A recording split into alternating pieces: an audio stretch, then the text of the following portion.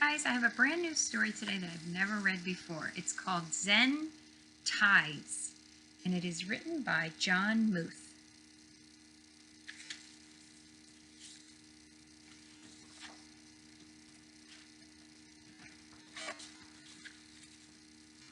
Mom, there's a bear over there, said the little girl. A what? Asked her mother. A big panda bear, said the girl.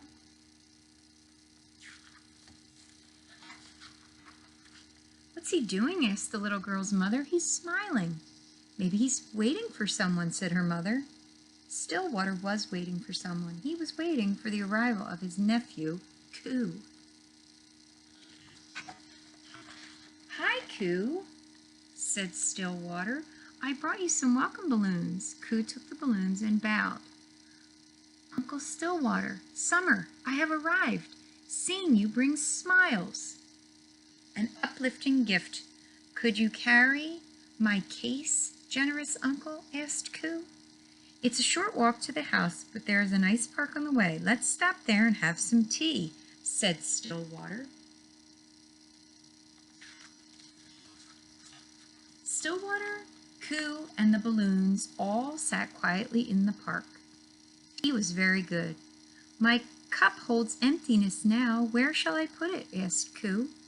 Stillwater did not like to waste.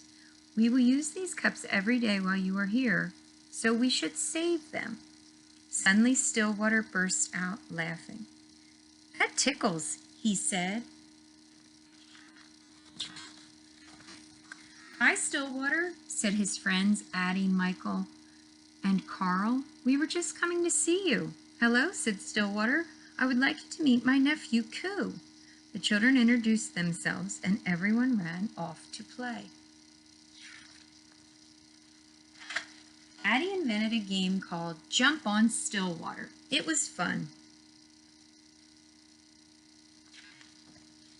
Michael looked at his shoes. What if you weren't sure how good you were? I'm anxious about it.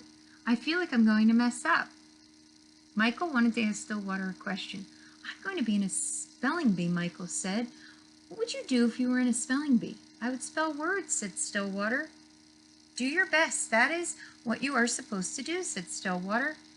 But it's hard to do my best when I'm nervous, said Michael. Stillwater nodded. Then he smiled. Coo and I have to visit Miss Whitaker this afternoon. I would like you and Carl and Addie to come along. The Miss Whitaker who lives on our street? That Miss Whitaker, said Carl. She hates me. She hates us. She's really old and spits when she talks. Every time we walk past her house, she shouts at us. She scares me. She's your friend? Michael asked. Stillwater looked at them. Yes, he said. She isn't feeling well, and we must bring her something to eat. The children helped Stillwater prepare some soup. It smelled very good. Then they put it in a tray with some soft bread, and they walked quickly down the street. Stillwater said, Miss Whitaker is a good friend. You will see. Why on earth did you bring these children here? Shouted Miss Whitaker. The children backed up. Hello, Miss Whitaker, said Stillwater. You look well today. We've brought you some nice soup. Carl looked at Miss Whitaker. She did not look well at all. She looked thin and she looked small, much smaller than she did when she stood on the porch yelling at them for throwing a ball in her yard. Stillwater helped Miss Whitaker up to bed, and he offered her the soup. Then he asked Addie to sweep the floors, and he asked Michael to open the curtains and the blinds.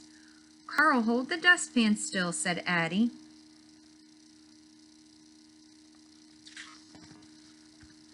Carl and Coo are very good at drawing pictures, said Stillwater.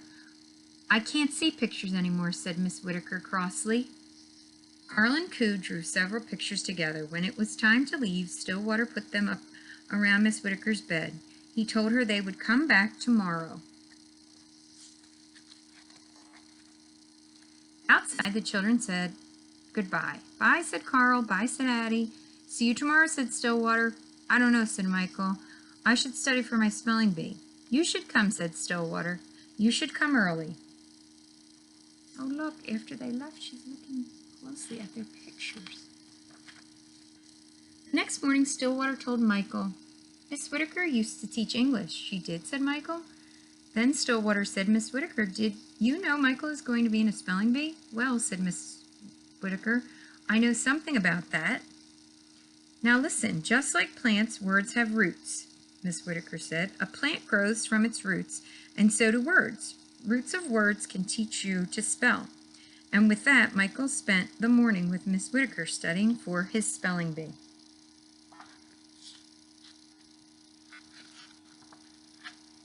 The next day, Stillwater found Coo looking up at the apple tree in Miss Whitaker's front yard. Oh, hello, Stillwater, said a voice from up in the tree.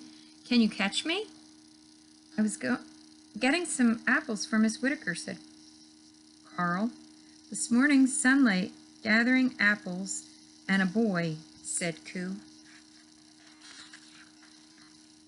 After the spelling bee, Michael raced to Miss Whitaker's. I did it, said Michael. I made it all the way through to the end. Good, said Stillwater.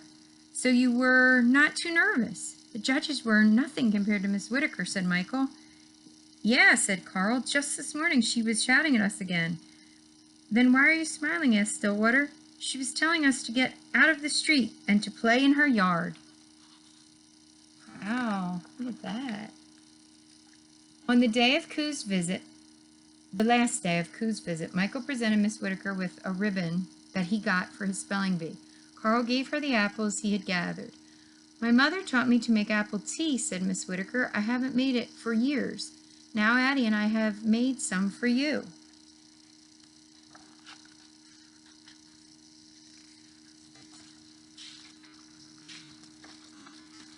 When it was time to say goodbye, Addie, Michael, and Carl gave Coo a big hug.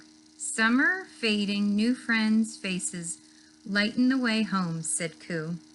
At the train station, Stillwater looked over at Coo. You may throw away your cup now, said Stillwater. Coo shook his head. Nearing my visit's end, summer now tastes of apple tea. I will keep my cup, said Coo.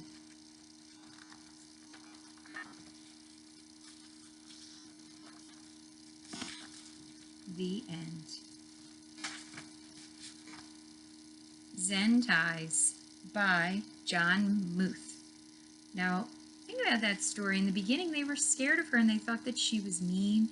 And then they got to know her and went to visit and realized that she was really actually a nice lady. And they spent time with her and she really appreciated that. So don't be afraid to share some time and love with maybe some older neighbors or family members that you have. Zen Ties.